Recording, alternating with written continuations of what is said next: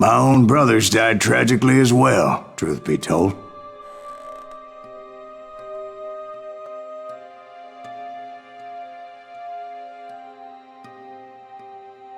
It was 1868, and me and my older brothers were pulling a tidy profit running cattle into Juarez, Mexico.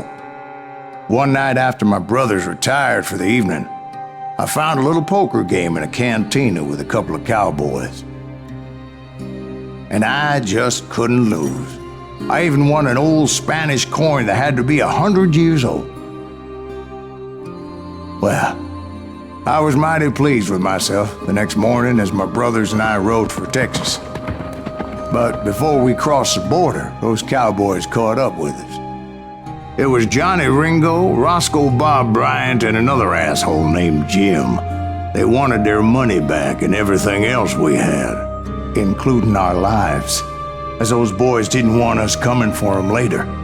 Bob put that old Spanish coin in my mouth and said, "I won't have it said that I left you with nothing, boy." Well, those horses bolted, and there we hung as those bastards rode away. The branch finally snapped under the weight of the three of us, but being my older brothers were bigger and heavier, they were already dead. And right then I swore to myself that I would avenge them. Ringo you know about. But Bob eluded me, until I heard he was riding with the Wild Bunch.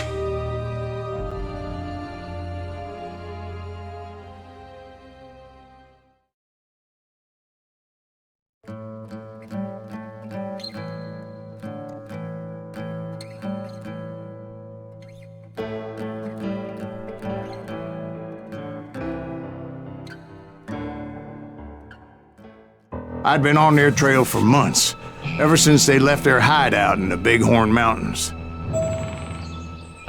Led by Butch Cassidy, they were a loose association of outlaws who robbed banks and trains from Colorado to Montana. Among them was the Sundance Kid, and that murderous hombre I was tracking, Roscoe Bob Bryant. Were you a part of that giant Pinkerton posse after the Wild Bunch? No, boy. A circus like that would have slowed me down. Besides, I wanted Bryant all to myself. I'd heard about a large shipment of gold being transported to Wilcox, Wyoming on the Overland Flyer. I figured the Wild Bunch would likely hit such a treasure, and by God, I figured right. They blew the bridge with the intention of forcing the train to stop. Well, I assumed the Wild Bunch was likely in the still intact part of the train high above, so I had no choice but to make my way up through the passenger cars dangling down. I was determined to make that sumbitch Bob pay for what he did to my brothers.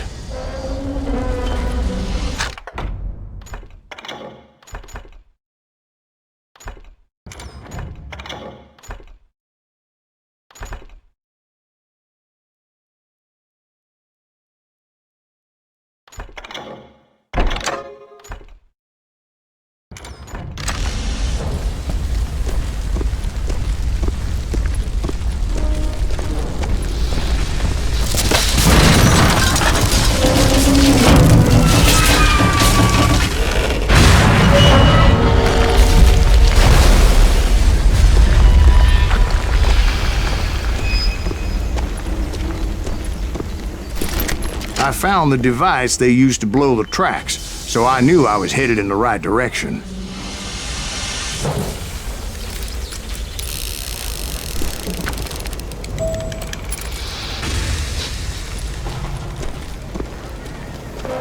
My ears are still ringing from blowing up that bridge. What'd you say? I can't hear a goddamn thing! Well, I made my way off unscathed and came upon a few members of the gang and had no choice but to dispatch them. From there, I had to negotiate an even more precarious route. You're dead! But first, I would need to get my ass out of there.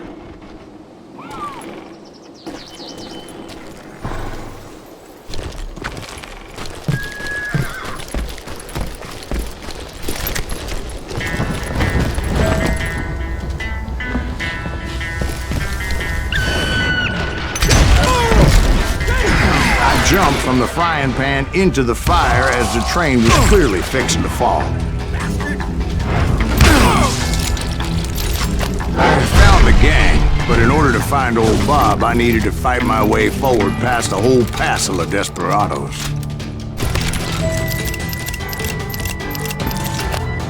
Outside, inside, any way I could, I made my way towards my prey.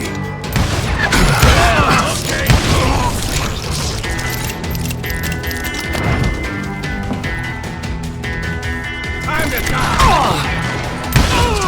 Well, what about the passengers? It was mostly a freight train, as I recall. There were no passengers aboard that day.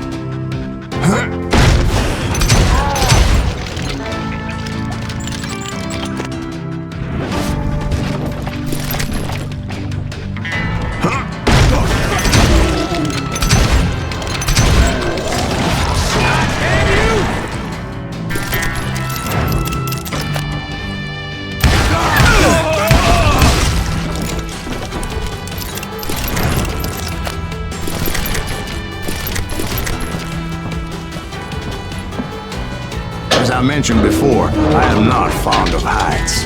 But I was too busy dodging bullets to worry about falling to my death. Odds were I was likely to die that day anyway. So I was determined to take down as many of those bastards as I could. You know you can't beat me.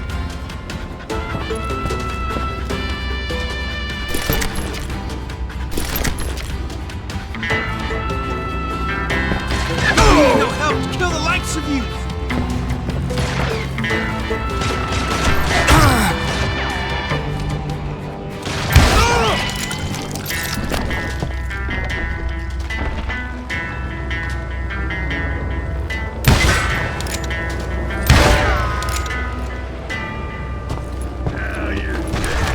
Times it was like shooting ducks in a shooting gallery. The only difference is these damn ducks shot back. We'll have to do everything.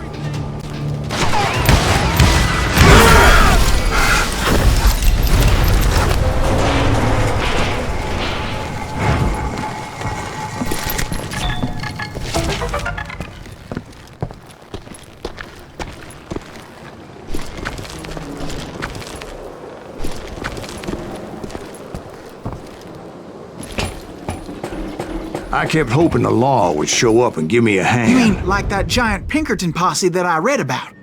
Did they come riding in, guns a-blazing to help?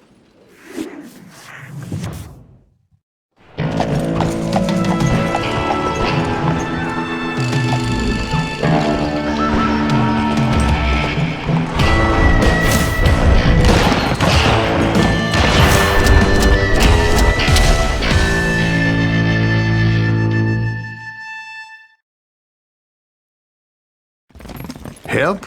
From the Pinkertons? No, son.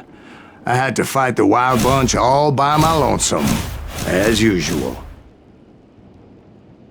Who the hell is that?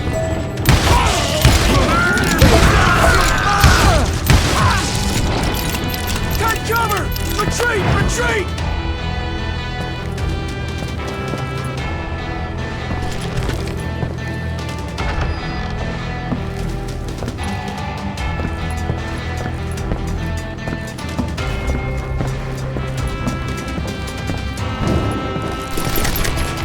Everybody! Now you're dead. They'll kill us all! Run! Dad, this coming for you. Just like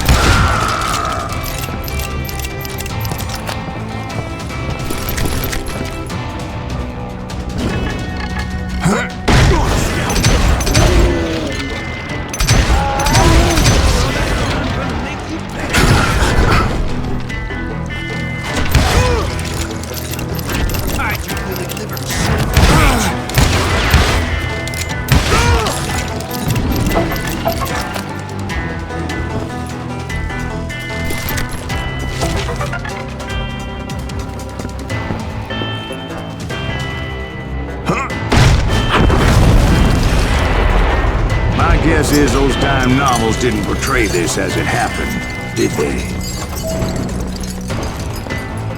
Only a few stragglers were left, and I had to cut them down pronto if I was going to stay on old Bob's trail.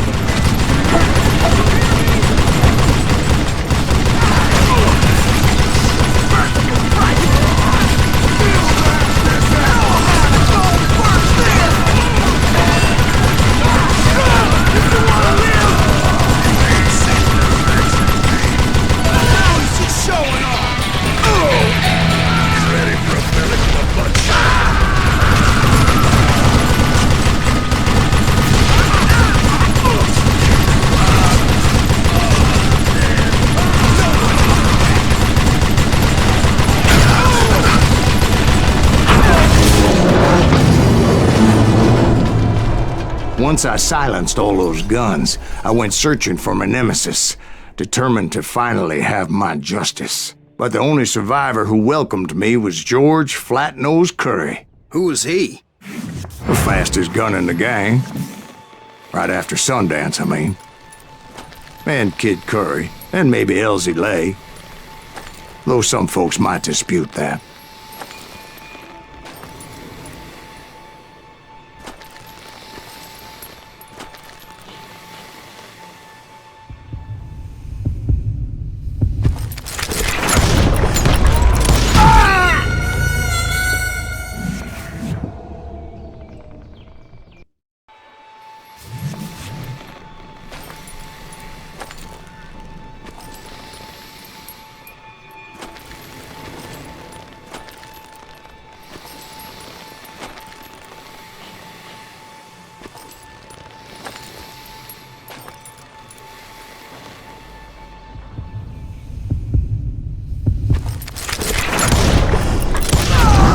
On that very same day, Butch Cassidy and the Sundance Kid decided to leave the Wild Bunch behind and decamped for South America.